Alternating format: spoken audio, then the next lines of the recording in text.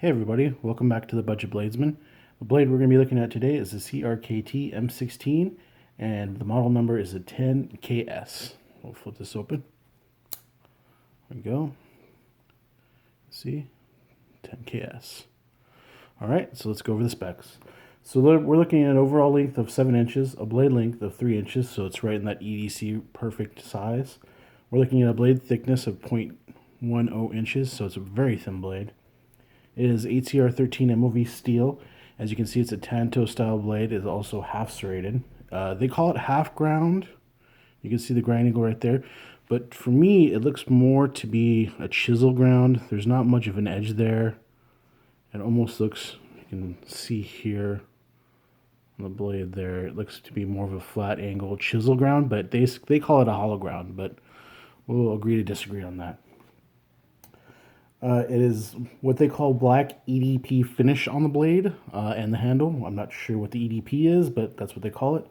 It is tip down, so you can see tip down there. You have ambidextrous carry, so right hand, left hand carry.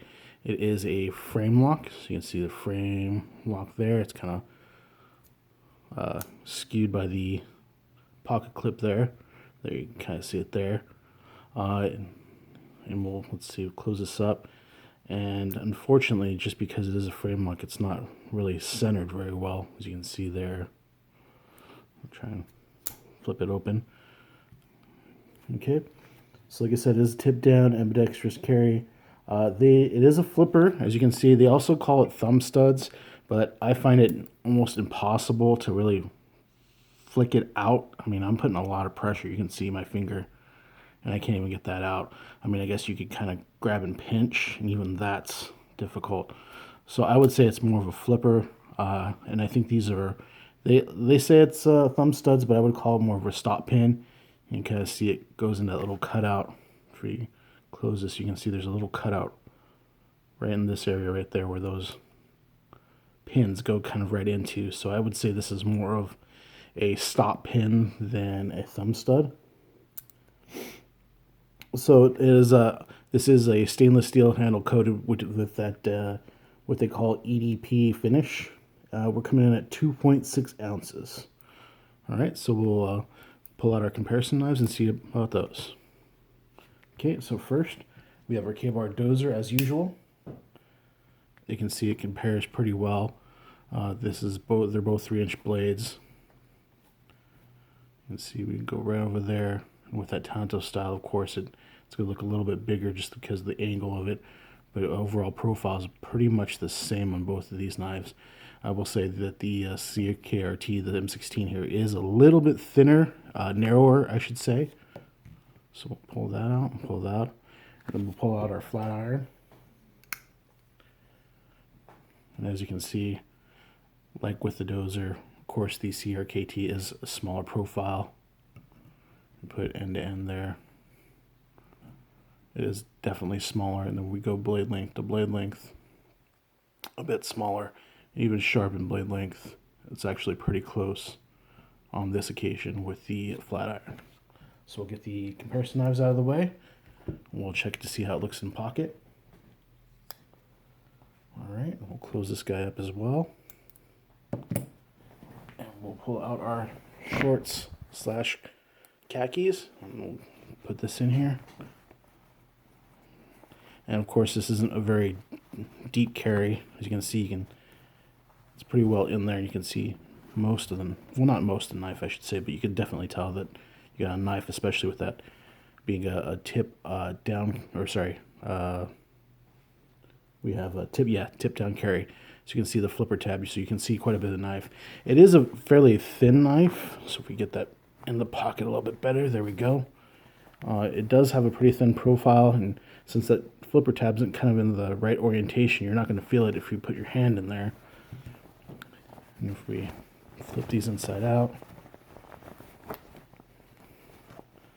our pocket there, and since it is pretty narrow, pretty thin profile, you have tons of room for, you know, a multi-tool or a front pocket wallet. You know, tons of room in there. It is very narrow. So we'll go ahead and pull this guy out. Okay. So one of the reasons I got this knife is it's a fairly popular first knife.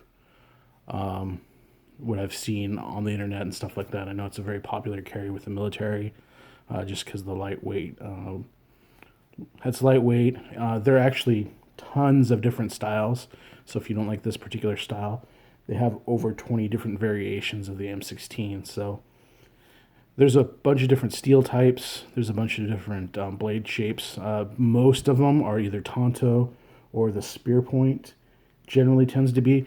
Also, just keep in mind that depending on the type you get, they do have a secondary lock right back in here where I believe you release it and then it opens. I'm not exactly sure. I didn't really want that style, to be quite honest. I want something that was a little more straightforward, but there are quite a few of them that have a secondary lock on there as well. So just keep in mind that. So like I said, I wanted to review this because it's a very popular knife. There are tons of models out there, but I think for the money, you could probably find things that are a little bit better. Or not better, but just a little bit, get more money for your more bang for your buck, I should say. So I think you could go with the K-Bar Dozer, which is $20, and if it's a weight thing, if I didn't mention it before, the M16, this version anyways, which is the base, more or less the base model, comes in at 2.6 ounces. The Dozer here is 2.2 ounces. And this is going to be still a very sturdy locking mechanism. It has a back lock, so it's a very tried and true lock. It's going to be sturdy. It's very light. It fits in the pocket well. So I think that's a good comparison knife for this as well. And then also, kind of the gold standards, if so to speak, of EDC budget knives would be the Ontario Rat 2. And again, this is, coming in slightly heavier at 2.7 ounces, but pretty comparable at price. This is more or less the base model. You have AUS 8 steel on this. This steel, I honestly am not, don't remember the steel on this, but it's pretty comparable to the 8CR13. Sorry, I didn't have that for you offhand, but this is 8CR13 MOV. This is AUS 8, I believe. Get it under there. Yeah, AUS 8. And these go for $35, so you're just spending a couple of bucks more, but you have a superior action, in my opinion. I mean, this knife, flicks open. It is a liner lock, so it's not going to be quite as strong, but you can see the lockup on this is about 50%, so it's still a pretty sturdy lockup. But I think you would, if you want something that's a little bit, slightly bit heavier, but still very sturdy, I'd maybe go with Ontario. And if you're worried about weight, I would go with the K-Bar Dozer. Like I said, these are just my opinions. I know, there are definitely a lot more versions of the M16. I know, like I said, it's popular with the military community from what I've read online. I'm not going to say that's first-hand knowledge. It's just what I've seen online. But in my opinion, I think you could go with either the Ontario Rat if you're looking for something that's a little bit more EDC friendly. And these are all 3-inch blades, by the way. If you're looking for something that's a little more EDC friendly, I'd maybe go with the Rat.